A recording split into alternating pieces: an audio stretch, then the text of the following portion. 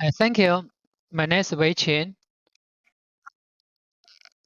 I'm a professor at the University of Texas Arlington in medical physics. It is my pleasure to receive this award, the Pence's Award for Excellence in Research on Oncology and Cancer Research. The title of my presentation is called New Sensitizer for Photodynamic Therapy, Deeper and Better. So here is the diagram for the photodynamic therapy. After we inject the nanoparticle to the patient, apply to the patient, the nanoparticle, nanomedicine go to the tumor site, then we shine the light that can kill the tumor cell. The mechanism behind this is this this material or photosensitizer, after activated by the light, it produces like a single oxygen to kill the tumor cells.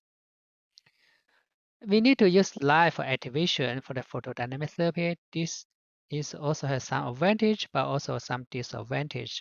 The advantage is we can use light to control the toxicity. For example, if the nanoparticle or medicine go to the normal tissue, but if we don't shine the light to the normal tissue, actually it doesn't damage the normal tissue. So the toxicity or the side effect is much lower than chemotherapy and or radiation therapy. However, the penetration is an issue because the light cannot penetrate very deep. So in my research, I invented new materials or new medicine. They can activate by X-ray, so they can use for very deep cancer treatment because X-ray the penetration is very good. And lately we extend to microwave and ultrasound because microwave ultrasound also can penetrate much deeper than light. This is the original idea proposed. We use nanoparticles like semiconductor nanoparticles when and conjugate to the sensitizer like a porphyrin. So after the nanoparticle interact or activate by the X-ray to produce energy or light to activate the porphyrin to produce a single oxygen. So here we use X-ray for activation. So we enable these methods for deep cancer treatment. And also, in this case, we can combine the radiation therapy and the photodynamic therapy. In this case, we can make the we can make the enhance the efficiency and reduce the radiation dose or side effect. And in 2014, fortunately, we invented a new material called carbocysteamine. And this material can be activated by light, X-ray, microwave, ultrasound to produce RS for the cancer treatment to kill the cancer cells. So as you see here, if we use the UV light for activation, our nanoparticle produce the same amount of the RS as the PPIs. PPIs is the medicine used for the patient in the hospital. It is commercial available, and our nanoparticle under the UV produce the same amount of the single oxygen. However, when activated by the X-ray, our nanoparticle produce much more single oxygen than the PPIs. This means using our nanoparticle alone, the carbocysteamine, we can apply for the X-ray induced photodynamic therapy. So here it is so studies as you see.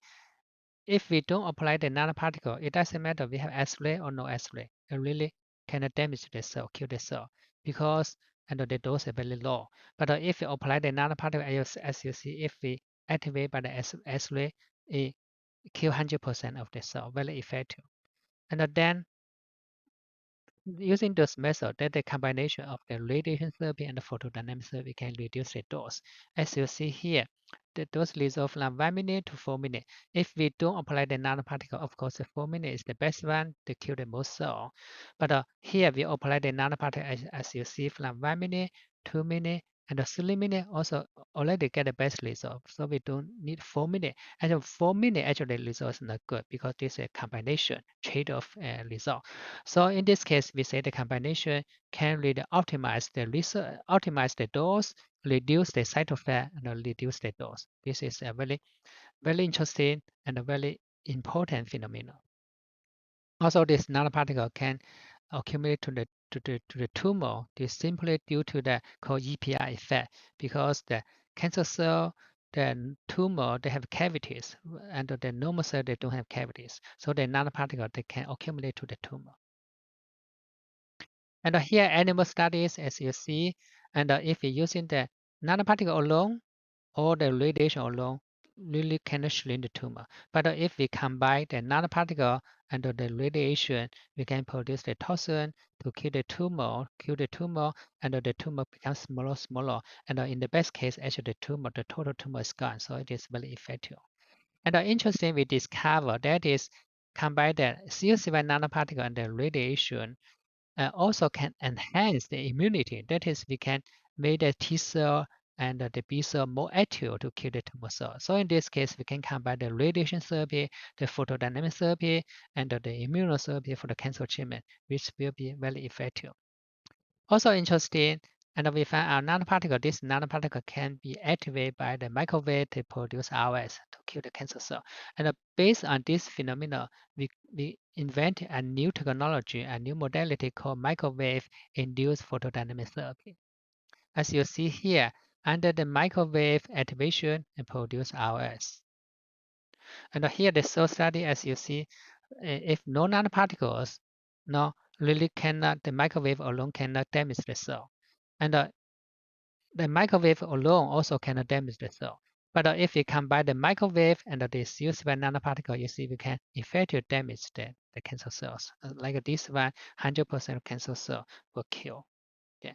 And here the animal studies, as you see here, if we use the microwave alone or the nanoparticle alone, the tumor still grows. But if we combine the microwave and the nanoparticle, we can suppress the tumor. The tumor really did not grow at all, even becomes smaller. So it means the microwave induced photodynamic therapy also is very effective to kill the tumor, to kill for the cancer treatment. And here's the mechanism we propose. And after we inject the nanoparticle, okay, the nanoparticle into the cell, and the cancer cell, the pH is low, so the couple release from the couple cysteamine to induce this one called phantom reaction, then produce RS to kill the tumor cell. So this is the mechanism of the microwave photodynamic therapy we propose. Interesting, this nanomaterial also can be activated by the ultrasound to produce RS to kill the tumor cells. And here for the animal studies, as you see here, if we're using the ultrasound alone or the nanoparticle alone, the tumor grows very fast. But if we combine the nanoparticle and the ultrasound, you see the tumor still grows, but much slower. It means we can suppress the tumor growth. So it means that this nanoparticle activated by the ultrasound, or we call this sonodynamic therapy, also is very effective to kill the tumor cells. For the traditional photodynamic therapy, it has one issue. The issue is after the treatment, the patient has to stay in dark for like a few days, up to 10 days. Because if you go out, the sunshine can activate the porphyrin to generate the toxin to damage the skin. And our nanoparticle, we don't have this issue. Okay, as you see for the PPIs, under the sunshine, they can kill the cells. But our nanoparticle, COC1 under the sunshine, really did not kill any cells. Okay, why? Because the PPIs, it has very strong absorption in the visible, like they can absorb the sunlight to activate, produce the toxin. But our nanoparticle, you see, it has no absorption in the visible, only a little bit in the UV, so it cannot be effectively activated by the sunshine, the sunlight to produce ROS. As you see here, for these PPIs, under the sunlight produce a lot of ROS, our nanoparticle really produce nothing of ROS. So in this case, if we use our nanoparticle for the treatment, not the traditional photodynamic therapy after treatment, the patient can go out to do whatever they like. So this is also a big advantage, right? This is a big advantage because after the treatment, you don't need to stay in the dark. You can do whatever you like. So this is really good. So here's a video, TV program about our research, and this is a good summary for this material, this new sensitizer. An accidental discovery in an Arlington lab could mark a big change in the way doctors treat some forms of cancer. Gilma Avalos tonight explaining from the University of Texas at Arlington. All new at 10 o'clock. There's potentially revolutionary research happening inside this UTA lab. We're using this chemical reaction to make the nanoparticles. As its name indicates, this nanoparticle is tiny, so small it can't be seen by the naked eye. Tiny but mighty, says its inventor, Dr. Wei Chen. It is very effective to kill the tumor cells. Dr. Chen discovered the cancer killer by accident while working on a project for the Department of Homeland Security.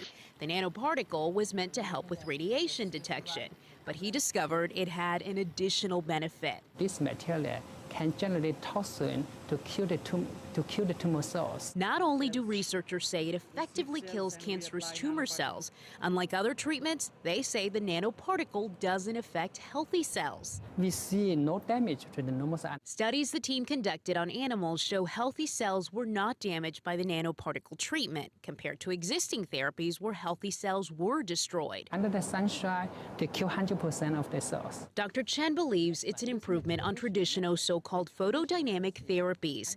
PDT uses light to activate a nanoparticle injected into the bloodstream. It targets tumors on or just under the skin, like skin cancer. It's less effective for larger, deep tumors because the light can't reach those tumors. But my invention for this material, we can use it for deeper cancer. That's because his nanoparticle is also activated by X-rays, microwaves, and ultrasounds. The ultrasound and the microwave also can get much deeper than the light. Dr. Chen says when compared to other PDTs, this treatment is faster, less expensive, and is already showing promise at treating cancers below the skin. He believes this teeny particle could be a huge game changer. You're saying that this could potentially replace chemotherapy? Yeah, that is the hope that we are trying to do, yeah. Gilma Avalos, CBS 11 News. They believe a combination of radiation therapy and this nanoparticle could one day be used instead of perhaps chemotherapy.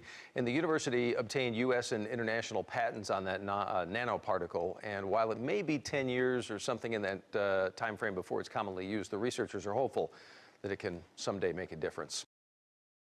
Okay, thank you. That's all. Here's my research group. Thank you very much for your attention.